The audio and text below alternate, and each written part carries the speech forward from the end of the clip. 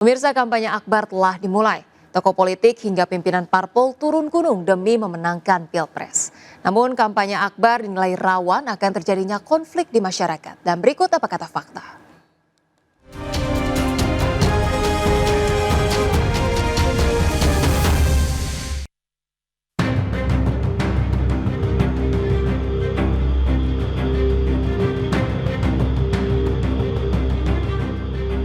Pemirsa, Komisi Pemilihan Umum atau KPU telah mengeluarkan dan menetapkan jadwal kampanye akbar pada pemilu 2024.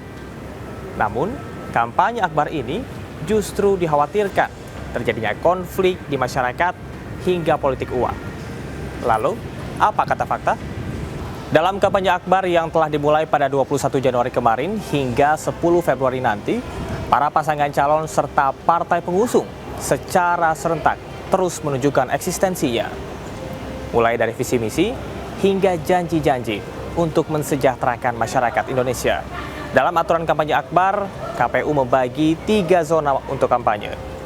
Untuk zona A, nantinya ada 13 provinsi, diantaranya adalah Aceh, Riau, Bengkulu, Kepulauan Riau, dan Jawa Tengah.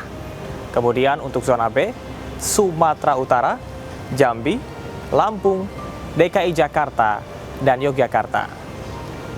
Ada juga zona C, Sumatera Barat, Sumatera Selatan, Bangka Belitung, Jawa Barat, Jawa Timur, hingga Nusa Tenggara Barat. Meski kampanye akbar yang dibagi dalam 3 zonasi, masing-masing pasangan calon terus menyuarakan program-program kerjanya dengan terjun langsung bertemu dengan masyarakat. Dalam praktiknya, kampanye kerap menjadi polemik di masyarakat.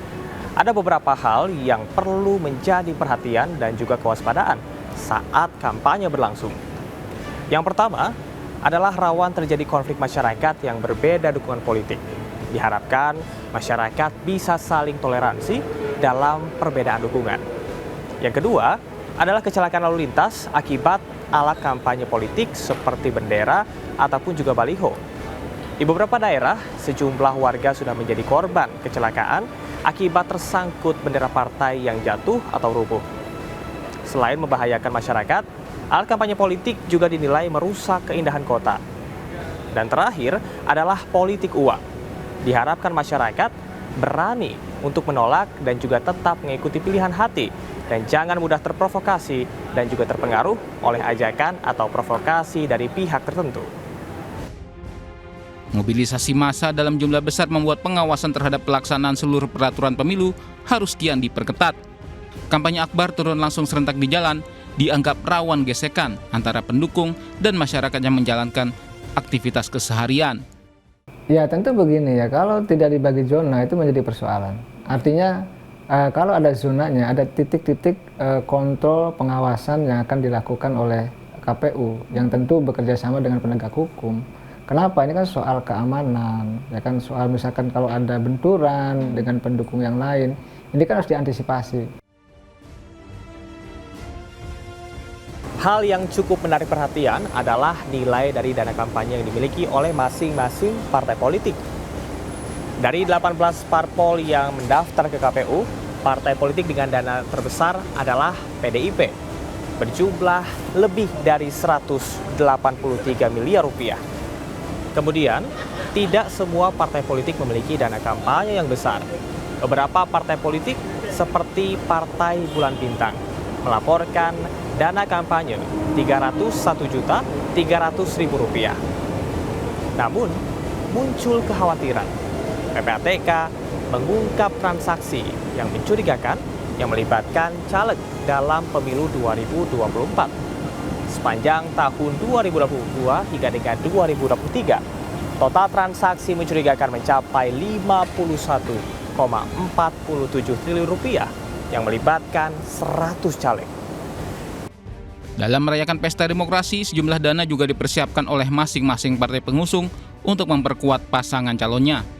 Bukan nominal yang sedikit, dana yang telah dikeluarkan dari awal mulanya kampanye hingga nanti pemilu dilaksanakan. Kalau saya melihat dana kampanye ada 2. Pertama ada yang resmi itu yang dilaporkan ke KPU. Ini tentu jumlahnya sudah kita tahu bersama. Tetapi ada juga yang tidak resmi. Biasanya yang kebanyakan tidak resmi. Misalkan ada dana money politik, dan itu kan dana yang tidak resmi yang kita tidak tahu, yang tidak dilaporkan. Nah biasanya politisi bermain di dana-dana yang tidak resmi yang biasanya besar. Oleh karena itu tadi tidak salah dan tidak aneh, tidak heran jika ada temuan PPATK yang memang dana yang tidak dilaporkannya pasti lebih banyak dan lebih besar. Adapun persyaratan lokasi kampanye akbar atau rapat umum diatur dalam Peraturan KPU Nomor 15 Tahun 2023 tentang kampanye pemilu yang perlu ditaati oleh para peserta pemilu.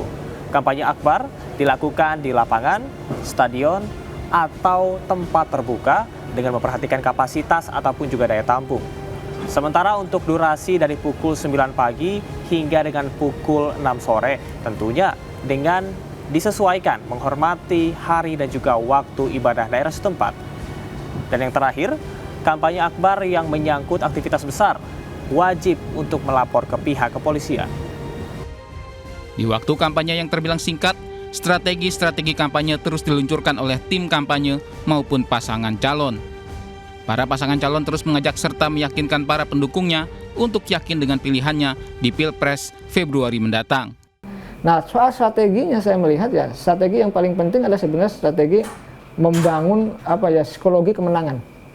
Jadi dalam kampanye akbar itu yang harus dibangun adalah bagaimana meyakinkan yang hadir, yang jumlahnya besar dan banyak itu, agar mereka mendukung kandidat yang ada di panggung itu.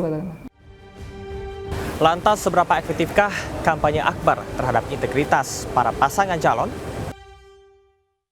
Kalau saya melihatnya kecil ya, karena ini kan waktunya sudah mepet, sudah sedikit. Sedangkan begini, kalau dalam survei itu pemilih yang loyal, yang sudah menentukan, jumlahnya sudah besar.